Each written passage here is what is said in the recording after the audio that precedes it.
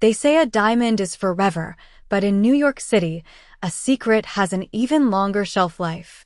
My name is Elena, and 3 months ago, I thought I was living the American dream, complete with a 2-carat Tiffany solitaire and a man who looked like he'd stepped straight out of a Ralph Lauren catalog. Jake was everything: an Ivy League architect with a smile that could melt the polar ice caps and a heart that seemed even bigger than his 6-figure commissions. Then there was Emily, my maid of honor and the person who had been the Monica to my Rachel since we were scouts in Connecticut. We were the golden trio, or so I believed while we sat in my Upper West Side apartment, surrounded by stacks of cream-colored cardstock and expensive calligraphy pens. The air smelled like overpriced peonies, and the vanilla latte Emily had brought me, a small gesture of the loyalty she'd shown for 15 years. As we hand-addressed the invitations for our June wedding at a vineyard in Napa, everything felt surgically precise, a perfect Pinterest board come to life. But the first crack in the porcelain didn't come from a fight or a scandalous photo. It came from a blueberry muffin. Jake had walked into the kitchen, exhausted from a long day at the firm, and without looking up from my guest list, I muttered that I was craving something sweet. Before I could finish my sentence, Jake reached into the pantry and pulled out a specific brand of gluten-free, sugar-free lemon zest muffins I'd only mentioned to Emily during a private venting session the night before. I hadn't even told Jake I was back on that strict wedding diet yet. I froze, my pen hovering over an envelope addressed to his parents in Greenwich. I looked at Emily, who didn't miss a beat as she sipped her wine, her eyes fixed on the seating chart. She didn't look surprised that Jake knew my secret craving. She looked satisfied. It was a 5-second moment, a tiny glitch in the matrix of our relationship, but it felt like a cold breeze hitting a warm room. Later that night, as I watched the moonlight filter through our floor-to-ceiling windows, I realized that the boundaries of our friendship weren't just blurred, they were being erased. Emily wasn't just helping me plan a wedding, she was managing my fiancé with a level of intimacy that started to feel like a heist. She knew his coffee order, his stress triggers, and apparently, my private conversations. When she announced the bachelorette trip to Las Vegas, she didn't ask for my input. She presented a color-coded itinerary that cost $5,000 per person. She said it was for me, but as I looked at her sharp, polished smile, I began to wonder if I was the guest of honor or just the camouflage for whatever game she was playing with the man I was supposed to marry. In America, we're taught that bigger is better, but as the countdown to Vegas began, I realized that the biggest thing in my life wasn't my wedding, it was the shadow growing between my best friend and my future husband. The wheels of the Boeing 737 hit the tarmac at Harry Reid International Airport with a violent jolt that mirrored the turbulence in my chest. Las Vegas greeted us with a wall of dry, 100-degree heat that made the luxury Suburban waiting for us feel like a temporary sanctuary. Emily was in full commander mode, her designer sunglasses perched on her nose as she checked her gold watch and barked orders at the driver about our luggage. We were staying at a premier suite in the Cosmopolitan, a place where the floor-to-ceiling windows overlooked the Bellagio fountains, but the beauty of the desert skyline couldn't distract me from the static electricity between Emily and her phone. Every time a notification chimed, she would tilt the screen away with a practiced flick of her wrist, her thumb flying across the glass in a rhythmic pattern I had seen her use 1,000 times. The rest of the bridal party was already buzzing about the first night out, discussing sequined dresses and high-stakes blackjack, but I felt like an outsider in my own celebration.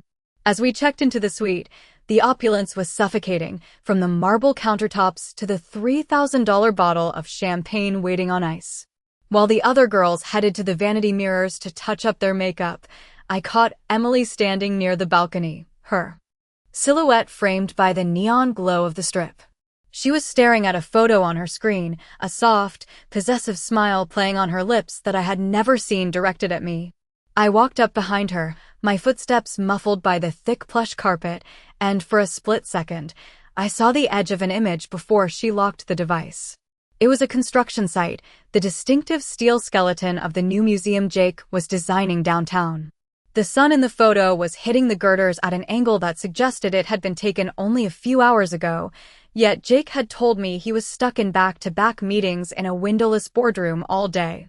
My heart did a slow, painful roll in my ribs as Emily turned around, her expression instantly shifting back to that of the helpful, doting best friend. She told me I looked tired and suggested I take a nap while she handled the dinner reservations at the steakhouse downstairs. Her tone was caring, but her eyes remained cold and calculating, like a grandmaster moving a pawn across a chessboard. I sat on the edge of the king-sized bed, watching her organize my jewelry box with a familiarity that felt like a violation of privacy. Every movement she made was a subtle assertion of power, a silent reminder that she knew the logistics of my life better than I did. As the sun began to set over the Nevada mountains, painting the sky in bruised shades of purple and orange, I realized that this trip wasn't about my last days of freedom. It was a carefully orchestrated stage play designed to keep me distracted while the two people I trusted most held a private conversation behind my back. I reached for my own phone, my fingers trembling as I scrolled through my messages with Jake, looking for a lie I had missed, but all I found were short, clipped responses that felt like they had been edited by a legal team. The air conditioning hummed at a steady 68 degrees, but I couldn't stop shivering, knowing that somewhere in this city of sins, the man I loved was keeping a secret that Emily held like a loaded weapon. The dinner at the high-end steakhouse was a masterclass in choreographed deception, where the clinking of crystal glasses felt like a countdown clock. Emily sat directly across from me, illuminated by the amber glow of the candlelight, looking every bit the loyal maid of honor as she raised a glass of vintage Cabernet to toast my upcoming nuptials. She spoke eloquently about our childhood in Connecticut and the unbreakable bond of sisterhood, but her words felt like sandpaper against my skin. Between bites of medium-rare filet mignon, I watched her interact with the other bridesmaids, her laughter a pitch-perfect performance that never quite reached her eyes. Every time my phone buzzed with a generic "Goodnight, Elena" text from Jake, Emily's own device would light up seconds later, tucked discreetly under the edge of the white linen tablecloth. The suspicion was no longer a dull ache, it was a sharp, piercing reality that made the $80 steak taste like ash in my mouth. As the group moved toward the Chandelier Bar for post-dinner cocktails, the atmosphere shifted into something more predatory. Emily began a game of Never Have I Ever, a classic American party tradition that she twisted into a subtle interrogation session. She leaned in close, the scent of her expensive French perfume mixing with the smell of gin and tonic, and asked a question that stopped the blood in my veins. Never have I ever, she began with a wicked glint in her eyys, kept a secret from my partner that could ruin their entire career. The table went silent, the neon lights of the casino floor reflecting off the thousands of crystals hanging above us. I stared at her, my heart hammering against my ribs like a trapped bird, wondering if she was talking about me or if she was flaunting her hold over Jake right to my face. She laughed it off as a joke when the silence stretched too long, but the message was delivered with surgical precision. By midnight, the music was a thumping bass that vibrated through the floorboards, and the other girls were lost in the rhythm of the Vegas nightlife. I stayed back at a VIP table, pretending to be lightheaded from the alcohol, and waited for my moment. When Emily finally stood up to head to the restroom, she left her small beaded clutch unattended on the velvet sofa. My hands shook as I reached for it, my eyes scanning the crowd to ensure no one was watching. I didn't find a burner phone or a love letter. Instead, I found a receipt from a local jewelry appraiser dated just 3 days ago. It wasn't for a wedding gift or a bridesmaid present. It was an invoice for a professional cleaning of an antique sapphire brooch, a piece I recognized instantly from the old photographs in Jake's family home. It was a family heirloom that his mother had promised to the woman he married, yet here was the paperwork in Emily's bag. Just as I went to slip the paper back into the clutch, Emily appeared at my shoulder, her reflection in the mirrored wall behind us looking like a ghost. She didn't scold me or act surprised. She simply leaned down and whispered into my ear that some things are better left unexamined if I wanted to make it to the altar on Saturday. The threat was as clear as the desert air outside, and as she reclaimed her bag with a triumphant smile, I realized that I wasn't just a bride anymore. I was a hostage in a game where the rules were written in blood and betrayal. The morning sun in Las Vegas was an unforgiving fluorescent white that cut through the blackout curtains of our suite like a jagged blade. I woke up on the second day of my bachelorette trip with a hollow feeling in my stomach that no amount of room service could fix. The rest of the bridesmaids were heading down to the Marquis Day Club for a pool party, their voices a cacophony of excitement about cabanas and oversized sunglasses, but I stayed behind under the pretense of a migraine. As soon as the heavy suite door clicked shut, leaving me in the chilling silence of the 68-degree air conditioning, I began my search. I moved through the room like a ghost, avoiding the scattered sequin dresses and empty champagne flutes until I reached Emily's suitcase. My heart was pounding so hard I could feel the pulse in my fingertips as I unzipped the side pocket. I wasn't looking for jewelry this time. I was looking for the phone I knew she was hiding. Buried beneath a stack of silk scarves, I felt the cold, rectangular edge of a device. It was a second phone, an older model with a cracked screen that looked out of place among Emily's high-end accessories. When the screen flickered to life, there was no passcode, only a single open message thread with no name attached to the number. I scrolled through months of exchanges that made my skin crawl. It wasn't just flirting. It was a series of demands and cryptic instructions. One message from 3 weeks ago read, "If the insurance company finds the original police report from 18 years ago, we are both finished, Jake. Take the Napa venue or I go to the district attorney." My breath hitched in my throat as I realized the scale of the nightmare I was walking into. Jake wasn't just cheating with my best friend. He was being blackmailed by her for a crime that had supposedly been buried since their senior year of high school. I sat on the edge of the marble bathtub, the cold stone seeping through my silk robe as I connected the dots. Billy, the friend they had lost in that tragic accident on a rainy Connecticut back road, hadn't died because of a mechanical failure as the official story went. Emily had something that proved Jake was responsible, and she had used that leverage to insert herself into every corner of our life, from our financial decisions to the very brand of muffin I ate for breakfast. Suddenly, the bathroom door swung open, and I looked up to see Emily standing there, her reflection in the mirrored walls multiplying her presence until it felt like she was everywhere. She didn't look angry that I had found the phone. She looked relieved, as if she had been waiting for the moment the mask could finally come off. She walked over to the vanity, picked up my diamond engagement ring that I had left by the sink, and slid it onto her own pinky finger. "You were always the lucky one, Elena," she said, her voice as smooth as polished glass. Beautiful family, perfect career, and a man who would do anything to protect his reputation. But luck runs out when the past catches up. She leaned down until our faces were inches apart, and I could smell the expensive peppermint mouthwash she used to mask the scent of her morning mimosa. She told me that if I tried to leave or cancel the wedding, she would release the files to the New York Times and ensure Jake spent the next 20 years in a federal prison. I realized then that Emily didn't want my husband. She wanted my life as her own personal puppet show, and Vegas was just the grand opening of the final act. The weight of Emily's threat hung in the air like a thick, toxic smog, suffocating the luxury of the 68th floor suite. She walked away toward the balcony, leaving me trembling on the bathroom floor with the burner phone still clutched in my cold fingers.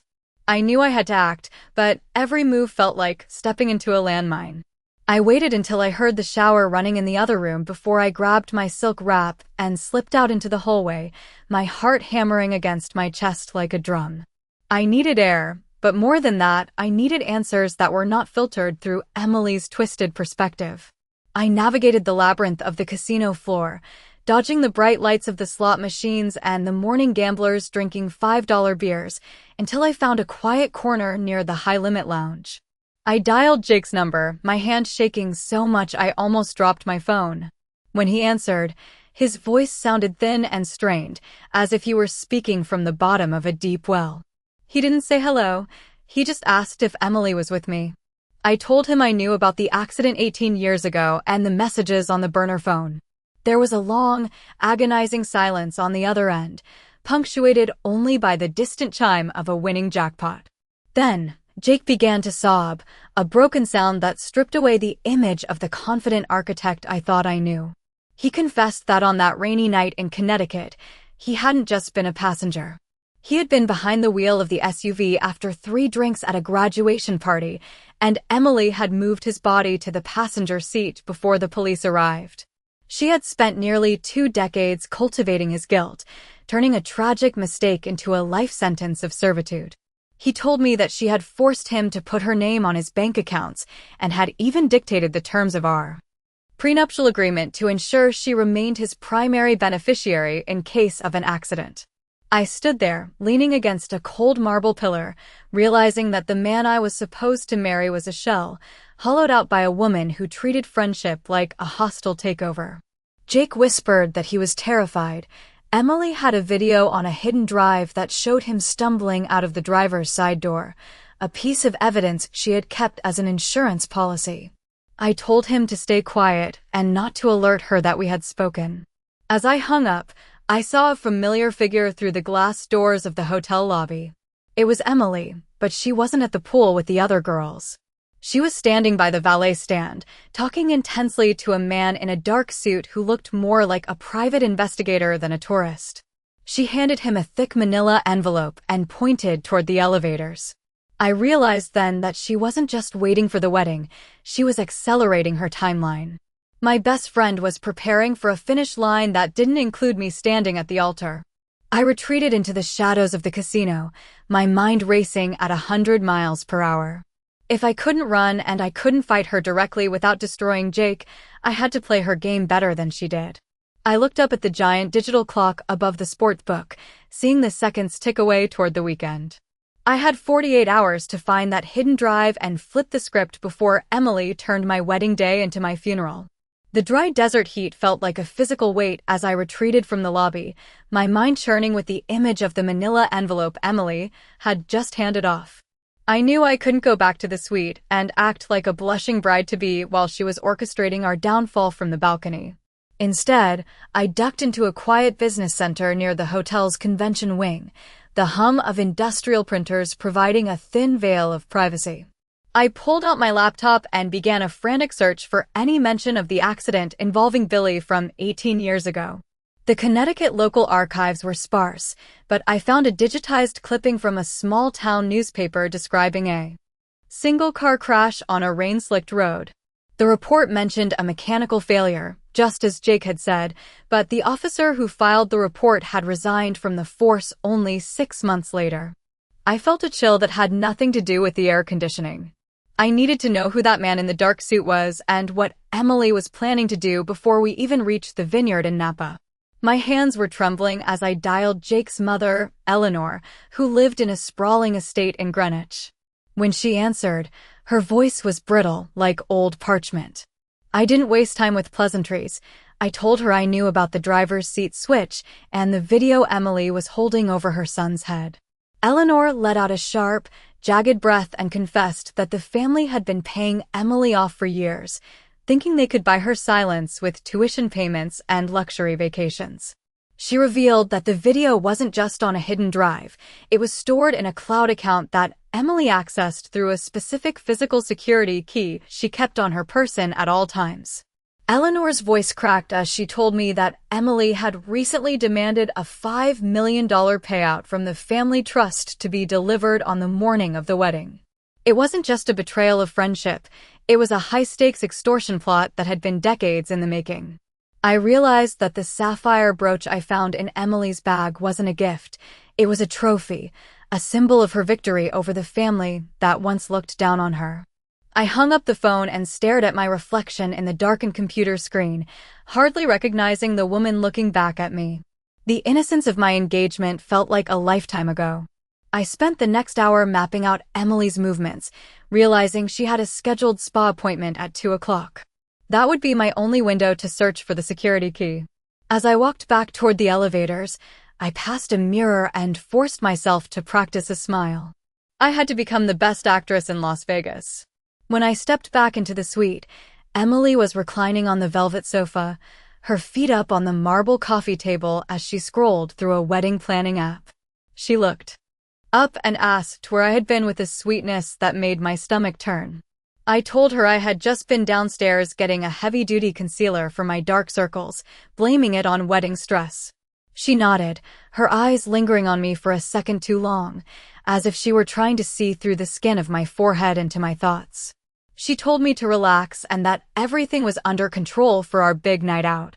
I watched her hand reach for her glass of iced tea, and there, hanging from a thin silver chain around her neck, was a small, black rectangular device. The key.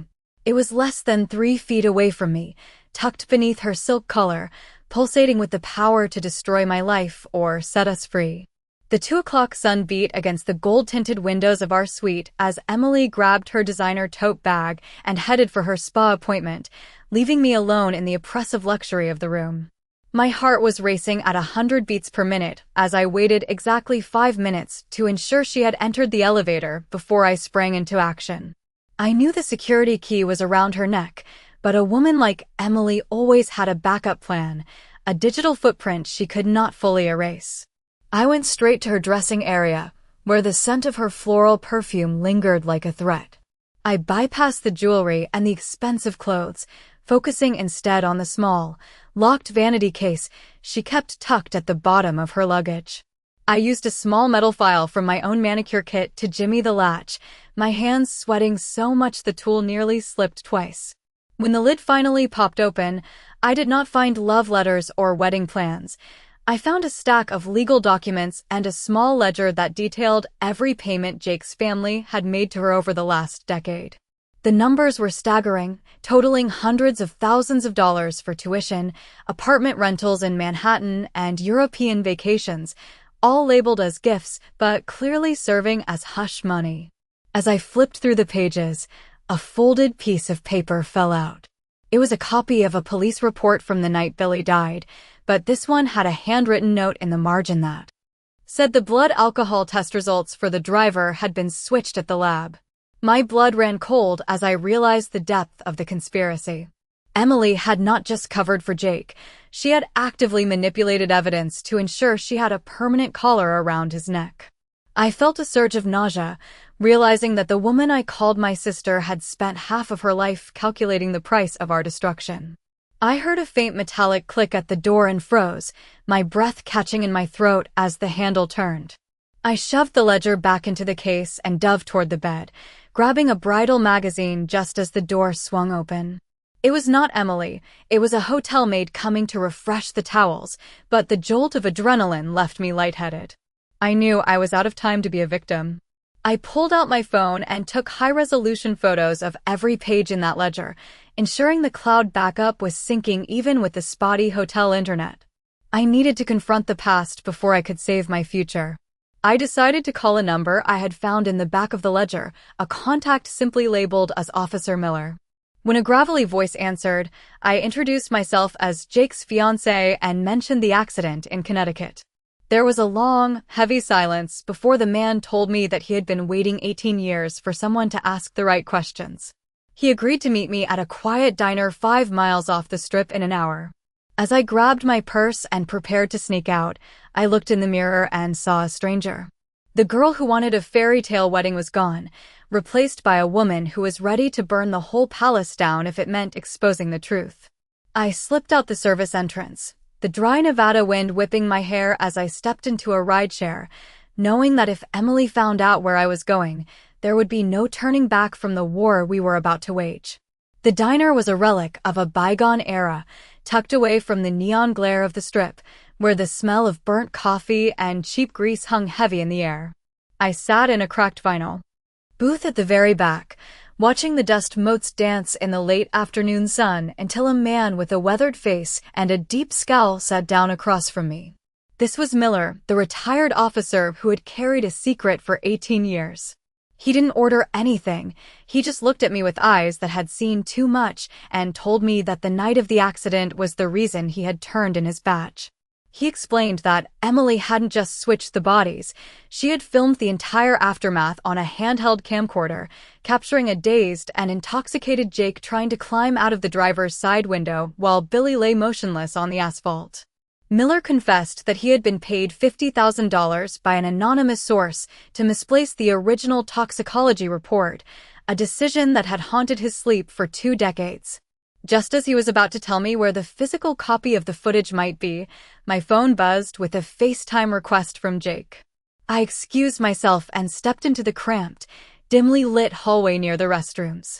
When the screen flickered on, I didn't see the luxury of our apartment or the professional backdrop of his firm.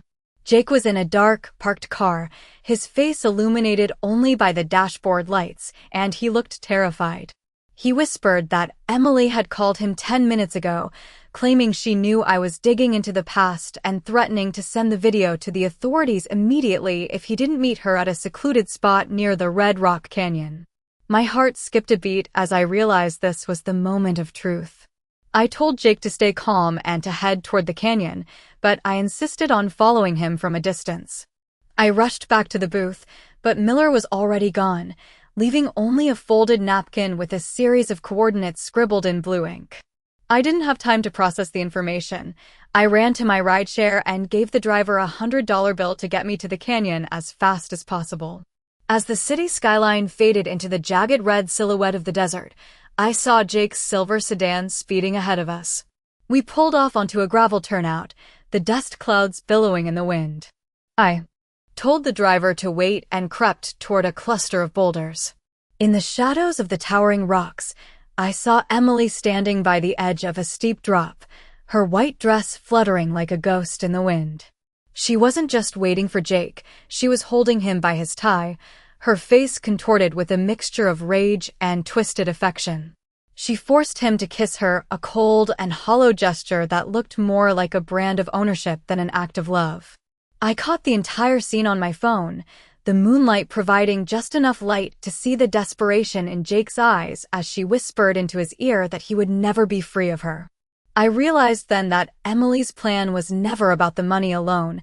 She wanted to break him until there was nothing left but a man who belonged entirely to her. I clutched the coordinates from Miller in my pocket, knowing that the final evidence I needed was likely buried somewhere in this very desert, and I had to find it before the sun went down on the last day of my old life. The desert air turned icy as the sun dipped behind the crimson peaks of Red Rock Canyon, leaving me shivering behind the jagged limestone boulders. I watched from the shadows as Emily finally released Jake from her grip, her laughter echoing off the canyon walls like a sharpened blade. She hopped into her car and sped back toward the bright lights of the strip, leaving Jake slumped against his hood, a broken man in a $1,000 suit. I waited until the sound of her engine faded into the wind before I stepped out into the twilight. Jake nearly jumped out of his skin when he saw me, his eyes red-rimmed and hollow with a shame that went deeper than any secret. I did not comfort him. Instead, I pulled out the napkin with Miller's coordinates and told him we had 1 hour before the moon rose high enough for Emily to notice we were missing from the suite. We drove another 3 miles down a dirt path that felt like the end of the world, stopping at a rusted drainage pipe near an abandoned service road.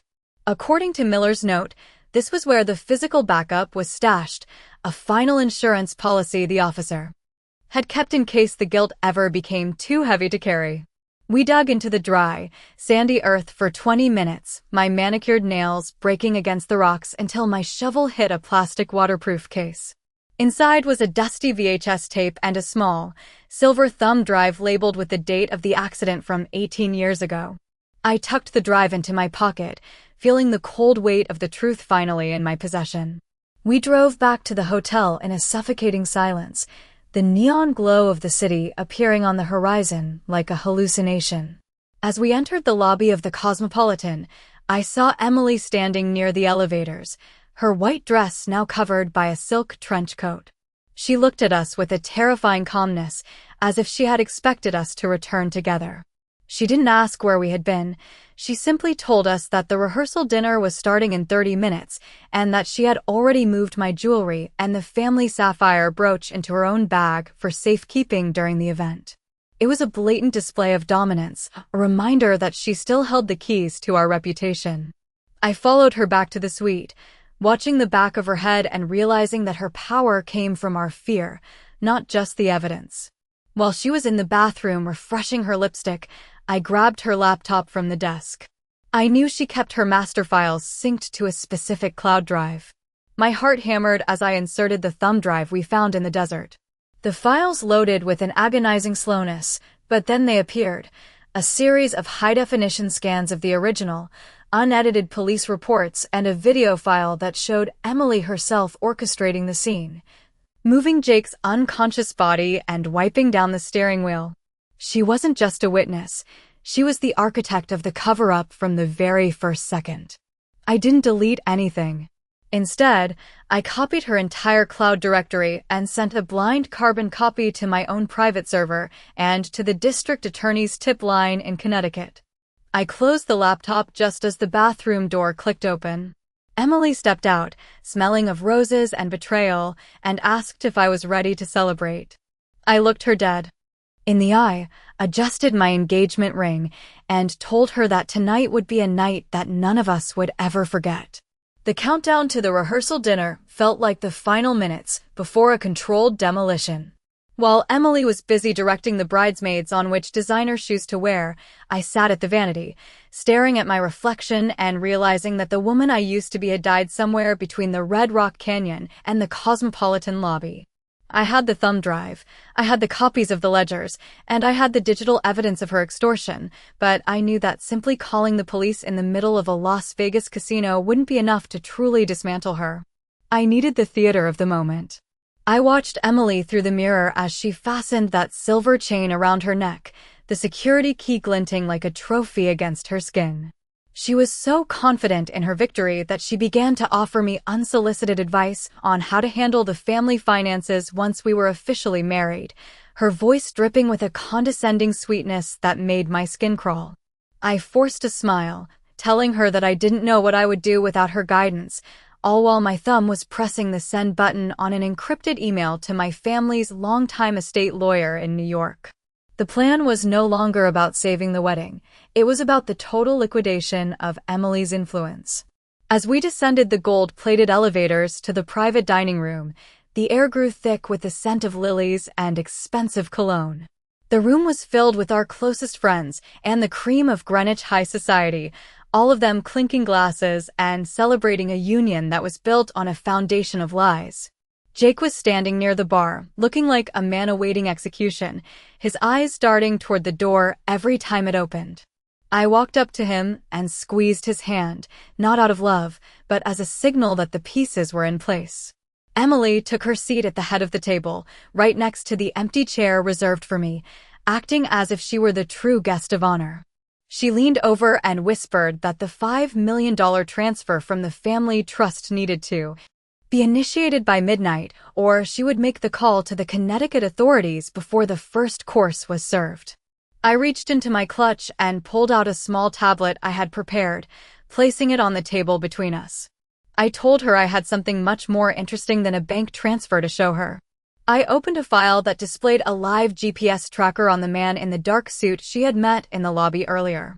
Her face went pale as I explained that I had hired my own investigator to follow her shadow, and that the manila envelope she had handed off was currently being intercepted by the Nevada State Police under suspicion of illegal document transport.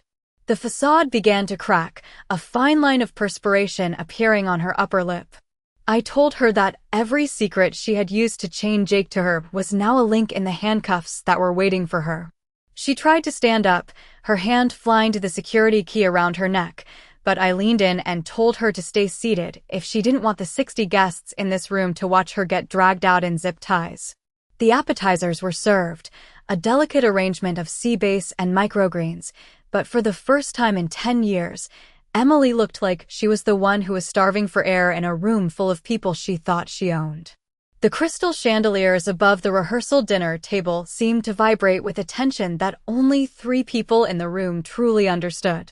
Emily sat frozen, her fork hovering over a plate of untouched sea bass, as the chatter of 80 unsuspecting guests swirled around us like white noise. I felt a cold, sharp clarity as I leaned back in my chair, watching the woman who had spent nearly 2 decades treating my life like her own personal chessboard. The screen of the tablet between us remained lit, showing the digital trail of her downfall in a series of scrolling documents and bank statements. I took a slow sip of my iced water and nodded toward the large projection screen at the front of the room, which was currently looping a slideshow of childhood photos, images of us at summer camps and high school proms that now looked like evidence of a long-term infiltration. I told Emily that the slideshow was about to change. I had replaced the final 5 minutes of the video montage with the footage from the desert drainage pipe and the scans of the altered police reports. Her hand moved toward her glass, but her fingers were shaking so violently that the stem of the crystal clattered against the table. She hissed that I was destroying Jake too, that if she went down for the cover-up, he would spend the rest of his life in a federal penitentiary in Connecticut. I looked over at Jake, who was sitting 3 seats away, staring at his hands with the resigned peace of a man who had already accepted his fate. I told Emily that Jake had signed a full confession 2 hours ago with the lawyer I provided, and in exchange for his cooperation in the extortion case against her. The district attorney was looking at a suspended sentence for a crime committed by a minor 18 years ago. The air seemed to leave Emily's lungs in a sharp whistle. She realized then that her leverage had evaporated in the dry Nevada heat. I stood up, tapping my glass with a silver spoon to gather the attention of the room, and the silence that followed was absolute. Everyone expected a sentimental speech about friendship and the journey to the altar, but as I looked at the crowd of influential New Yorkers and family members, I felt no hesitation. I told them that the wedding was canceled, and that the woman standing to my left was not a maid of honor, but a criminal who had spent 20 years bleeding a family dry through fear and manipulation. At that exact moment, the projection screen flickered and the grainy, black and white footage of the accident scene began to play, showing Emily's calm, calculated movements as she rearranged the evidence on that rain-slicked road. The gasps from the guests were like a physical wave, and Emily's face transformed from a mask of perfection into a snarl of pure, unadulterated rage. She lunged for the security key around her neck, but 2 plainclothes security officers I had hired stepped out from the shadows of the velvet curtains. They didn't need to use force. The sheer weight of the truth pinned her to the spot. As the video played on, revealing her face in the headlights of the crashed SUV, I saw the socialites and the power brokers pull their chairs away from her as if she were contagious. I didn't feel the triumph I expected. I only felt the immense relief of finally being alone in my own skin. I left the microphone on the table and walked toward the exit, my heels clicking against the marble floor in a steady, confident rhythm that drowned out Emily's desperate, high-pitched protests. The bright lights of the Las Vegas Strip were waiting for me outside, and for the first time in my life, I didn't have a plan, and I didn't have a best friend, and I was perfectly fine with both. The desert dawn began to bleed across the Las Vegas horizon, painting the sky in shades of bruised lavender and gold as I stood on the balcony of a different hotel, 5 miles away from the chaos I had left behind. The silence of the morning was a luxury I had not realized I was missing for nearly 20 years. My phone sat on the glass table beside a cold cup of black coffee, its screen occasionally lighting up with news alerts from back east about a high-profile architect and the scandal that had rocked a quiet Connecticut town. Emily was currently being processed in a Nevada holding cell, awaiting extradition for charges that ranged from extortion to perjury and tampering with evidence. The man in the dark suit had been her downfall.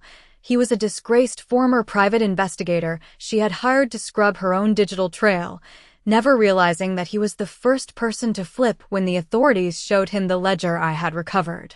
As for Jake, his confession had initiated a legal domino effect that would likely end his career, but for the first time in his adult life, he was no longer looking over his shoulder. He had sent me a single email an hour ago, not asking for forgiveness or a second chance, but simply thanking me for making the decision he was too cowardly to make himself. I looked down at my bare ring finger, where a pale circle of skin was the only remaining evidence of the 2-carat diamond that now sat in a police evidence locker. In America, we are obsessed with the idea of a fresh start, the belief that you can drive 1,000 miles into the desert and leave your sins in the rearview mirror. But as I watched the first rays of sun hit the glass towers of the Strip, I understood that freedom is not about running away. It is about the courage to turn around and face the ghosts that have been chasing you. I had lost a husband, a best friend, and the wedding I had spent 12 months meticulously planning, yet as I zipped up my suitcase and prepared to head to the airport, I felt lighter than I had at 18 years old. I was no longer a character in Emily's play or a silent partner in Jake's guilt. I was just Elena, a woman with a one-way ticket back to New York City and a story that was finally, unequivocally mine to tell. I walked through the lobby, past the rows of slot machines that were still chiming for the overnight gamblers, and stepped out into the crisp, dry air of the Nevada morning. The valet brought around a rental car, and as I pulled onto the interstate heading toward the airport, I didn't look back at the skyline. The house of cards had finally collapsed, and while the wreckage was extensive, the ground beneath my feet was finally solid. I rolled down the windows, letting the wind whip through my hair, and drove toward the sunrise, leaving the lies of the past to disintegrate in the heat of the Mojave.